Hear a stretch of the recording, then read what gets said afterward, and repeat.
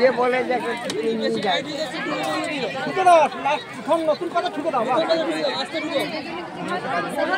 হ্যাঁ যে বলতে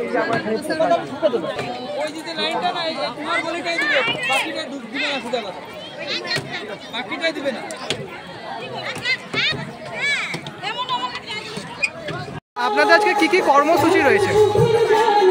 আজকে সারাদিন সকাল থেকে উষা কীর্তন, তারপর এই যে সঙ্গীতাঞ্জলি অনুষ্ঠান এবং ঠাকুরের যে বর্তমান সমাজের পরিপ্রেক্ষিতে পরম প্রেমময় শ্রী শ্রী ঠাকুরের জীবন ও আদর্শ, তার প্রাসঙ্গিকতা, এই বিষয়বস্তুর উপর বিভিন্ন যারা ভক্ত, যাদের জীবন উপলব্ধি হয়েছে, যারা ভগবানকে ধরে খুব আনন্দে আছে, তাদেরই ভাবনা তুলে ধরছে তারা, এবং যেটা অন্যরা প্রেরিত হবে। আজকে বীরভূম শুভাগমন স্মরণোৎসব ৭৪ বছর এবছর পদার্পণ করলো।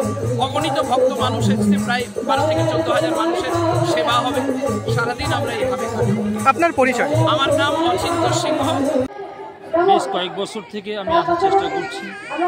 আমি না আসলে কোনো বছর তো আমার ছেলেরা আসেন, এটাই খুব আনন্দ লাগছে।